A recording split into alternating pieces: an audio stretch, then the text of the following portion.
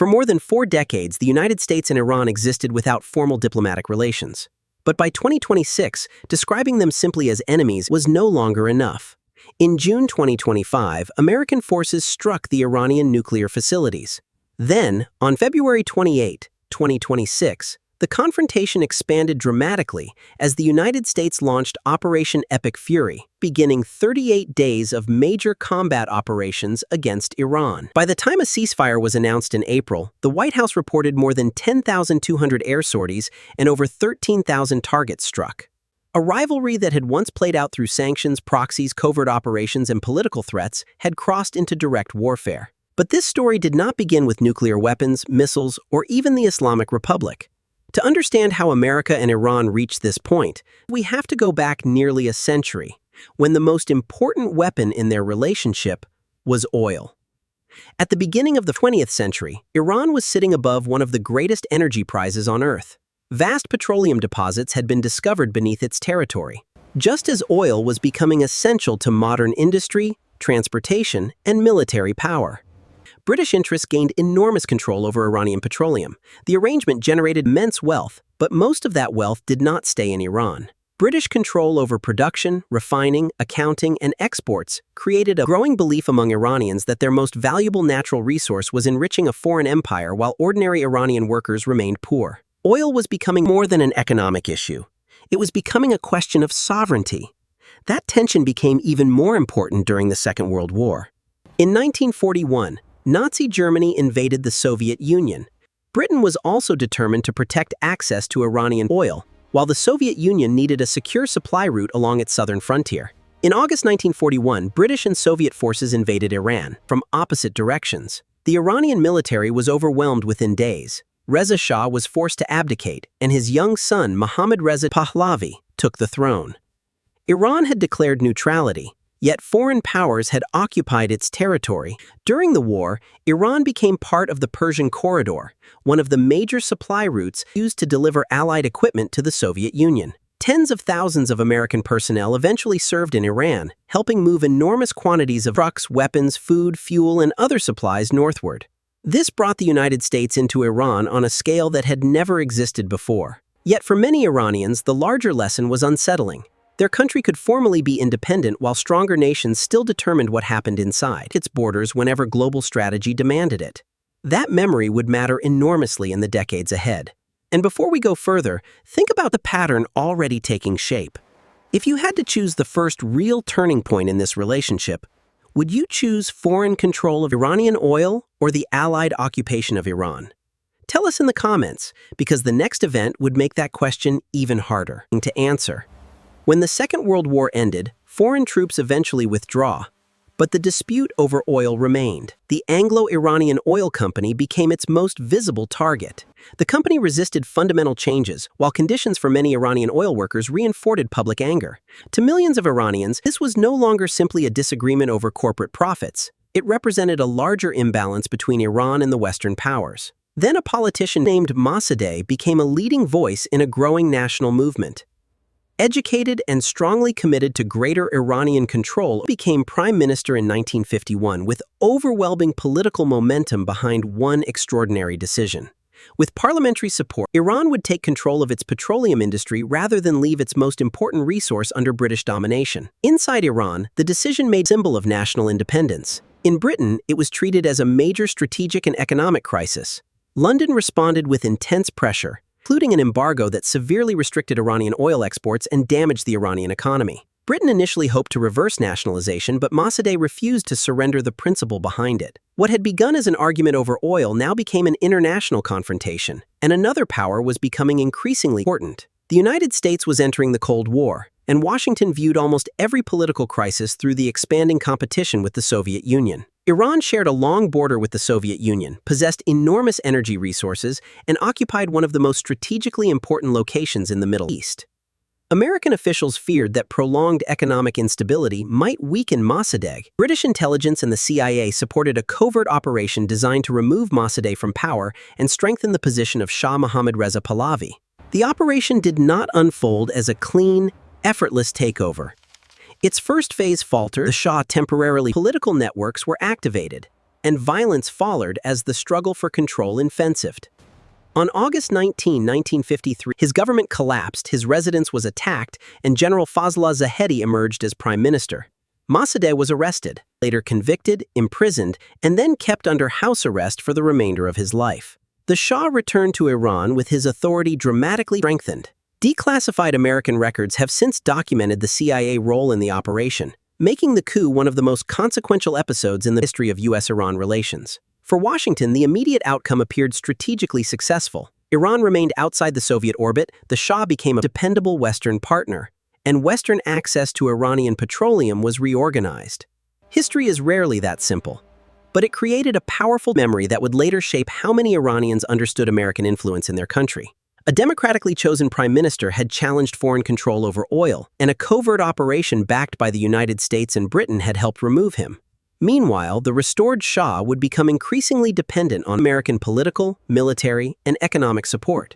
What Washington saw as a valuable Cold War alliance would gradually look very different. Over the next quarter century, Iran would modernize at extraordinary speed, perch an increasingly powerful security state, and become one of the closest American partners in the Middle East. Beneath that alliance, however, resentment was accumulating.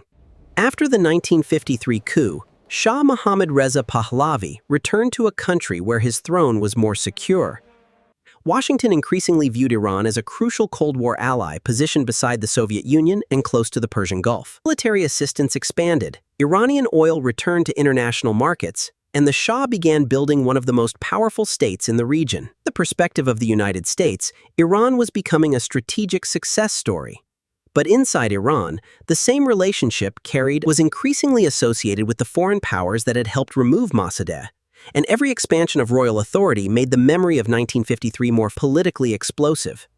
In 1957, the Shah established SAVAK. SAVAK monitored political opponents, infiltrated dissident organizations, arrested activists. At the same time, Iran was not standing still economically or socially.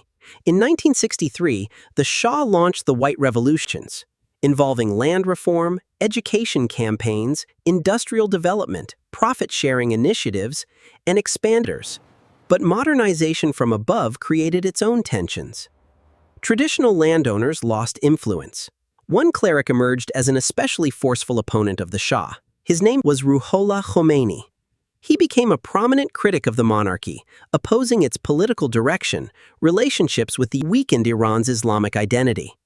After increasingly confrontational speeches and political unrest, Khomeini was arrested. Shah may have sent an important political opponent into exile, but distance did not end his influence. His speeches and religious messages continued circulating among supporters inside Iran. Over the following years, opposition to the monarchy grew across groups that otherwise had little in common. Students, left-wing organizations, nationalists, workers, merchants, and intellectuals. During the 1970s, Iran's oil revenues surged, particularly after the 1973 oil shock. The Shah used this wealth to accelerate industrialization and purchase enormous quantities of advanced military equipment from the United States. Tehran appeared modern, wealthy, and increasingly powerful. But the transformation was uneven, and widening frustration among people who felt excluded from the benefits of the oil boom. In 1971, the Shah held an extravagant celebration marking 2,500 years of Persian monarchy near Persepolis. It became another symbol of a monarchy increasingly disconnected from the everyday lives of ordinary Iranians. By 1978, demonstrations erupted in city after city, while strikes began weakening the economy. In August, hundreds died, which intensified public anger and conspiracy theories.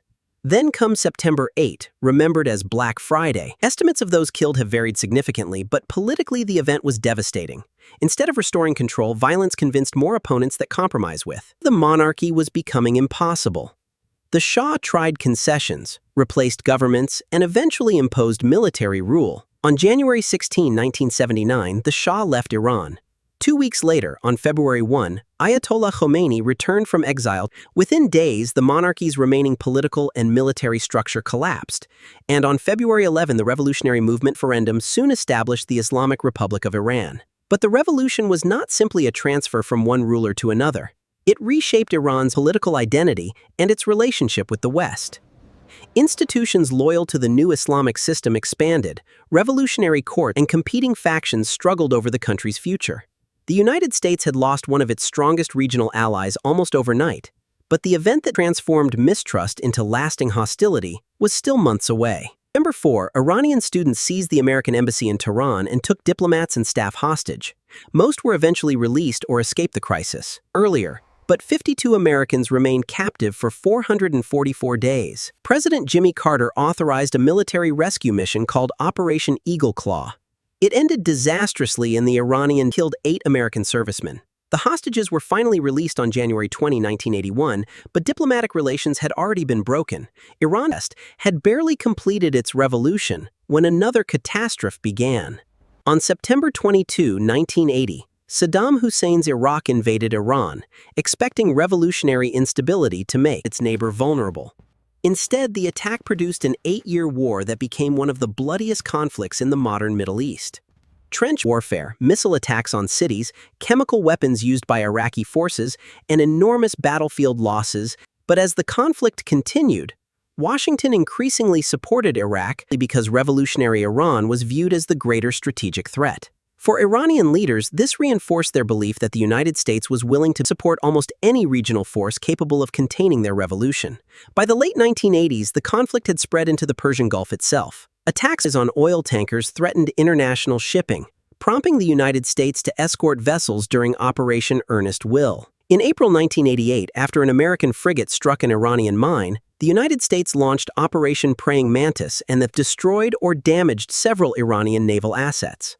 Then, on July 3, 1988, the USS Vincennes was in the tragic Persian Gulf, killing all 290 people aboard. The United States said the crew had mistaken the civilian Airbus for a threatening military aircraft. Iran saw the disaster as another brutal example of American power being used against its people. Iran had survived invasion but emerged deeply scarred. The revolution, hostage crisis, years of warfare, American support for Baghdad, clashes in the Persian Gulf, and the destruction of Flight 655 had created layers of hostility that could no longer be explained by a single event. The United States increasingly viewed Iran as a revolutionary power threatening its allies and interests across the Middle East. Iranian leaders viewed America through the memories of the 1953 coup, support for the Shah, and the Iran-Iraq War. Yet the next phase would become even more dangerous because the conflict was about to expand beyond conventional politics. Nuclear technology, sanctions, proxy forces would transform this rivalry once again. By the 1990s, the United States and Iran were no longer dealing with the aftermath of a single revolution or war. Their rivalry was becoming regional. Iran strengthened relationships with armed groups including Hezbollah in Lebanon. In 1995, the United States imposed sweeping restrictions on trade and investment with Iran, tightening economic pressure over Tehran's support for militant groups. Yet isolation did not remove Iranian influence. In several parts of the Middle East, Tehran increasingly relied on alliances and armed partners rather than conventional military power, building a network that allowed it to challenge American interests without confronting the United States directly. Then the nuclear issue moved to the center of the relationship. In 2002, previously undeclared Iranian nuclear facilities at Natanz and Arak became publicly known, intensifying national concern about the purpose of Iran's nuclear program. Tehran maintained that its nuclear activities were intended for peaceful purposes, while the United States and its allies feared Iran could eventually develop the capability required for a nuclear weapon. Inspections, negotiations. Meanwhile, the 2003 American invasion of Iraq unexpectedly changed the regional balance in Iran's favor, and Iran gradually developed deep relationships with Iraqi political parties and armed groups. The United States had destroyed a hostile regime, had also removed an important obstacle to greater Iranian regional influence. A central Guard Corps Quds force. He became deeply involved in Iranian operations and relationships across Iraq, Syria. Iran-backed forces opposed the same extremist organization that American forces were confronting. In 2015, Iran, the United States, Britain, France, Russia, and the Union reached the Joint Comprehensive Plan of Action. Iran accepted major restrictions on its nuclear program, including limits on enrichment in exchange for nuclear-related sanctions relief and international monitoring. That diplomatic breakthrough eventually unraveled from the nuclear agreement and restored extensive sanctions under a maximum pressure strategy. Iran's oil exports and access to these pressure, while Tehran gradually moved beyond several nuclear restrictions established by the agreement. The confrontation attacked or seized around the Persian Gulf, American forces faced attacks from Iran-aligned groups, and both countries came dangerously close to direct conflict. Sanctions did not eliminate Iranian oil exports. By 2025, available tanker tracking estimates put Iranian crude oil at 1 million barrels per day, with almost the entire estimated volume ultimately flowing to China. Then, on January 3, 2020, the United States killed Qasem Soleimani in a drone strike near Baghdad International Airport.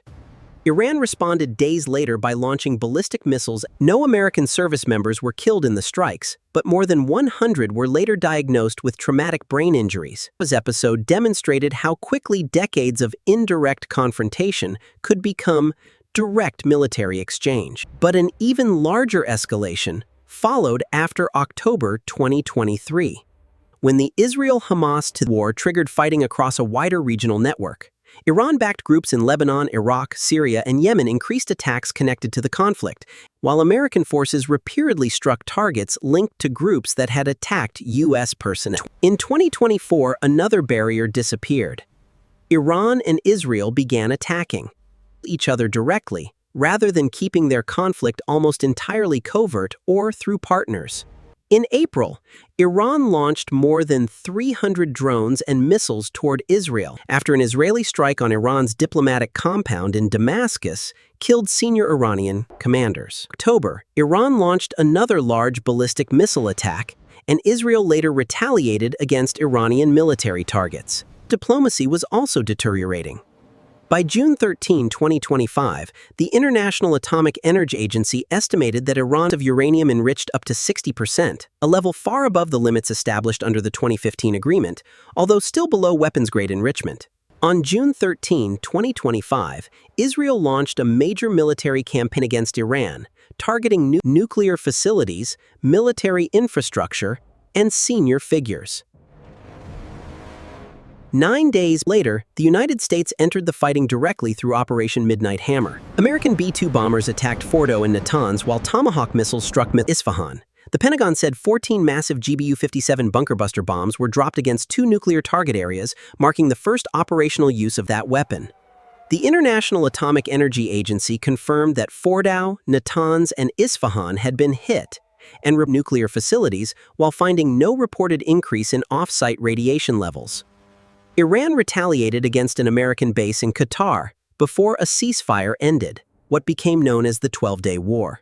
But that ceasefire did not resolve the underlying confrontation. On February 28, 2026, the United States and Israel began another major campaign against Iran. American officials called the U.S. Operation Epic Fury. The fighting targeted Iran's missile forces, air defenses, naval assets, command centers, and defense production facilities were heavily targeted during the opening phase. Reports emerged that Iranian Supreme Leader Ayatollah Ali Khamenei had died, pushing Iran into one of the most consequential leadership crises since the 1979 revolution. After 38 days of major combat operations, the White House reported more than 10,200 American air sorties and more than 17,000 targets struck. On April 8, another ceasefire was announced. Again, announcing a ceasefire proved much easier than resolving the conflict that had produced it. The struggle soon shifted toward the Strait of Hormuz, one of the most important energy choke points on Earth. Maritime attacks, restrictions on commercial shipping, American naval operations, and disputes over access to Iranian ports kept the confrontation alive. The temporary diplomatic progress broke down. As of August 8, 2026, the crisis remains unresolved. Iran and Oman have been discussing arrangement through the Strait of Hormuz, while American officials say progress toward an agreement may be possible.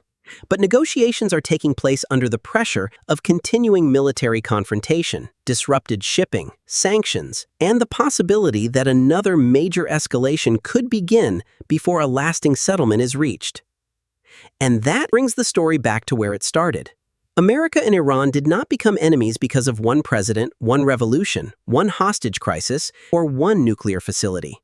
Their confrontation was built layer by layer: foreign control of oil, the 1953 coup, support for the Shah, 1979 revolution, the embassy hostage crisis, the Iran-Iraq war, sanctions. Tragedy is that each generation inherited the distrust created by the previous one and then added something new to it. In 1953, the conflict centered on who controlled Iranian oil.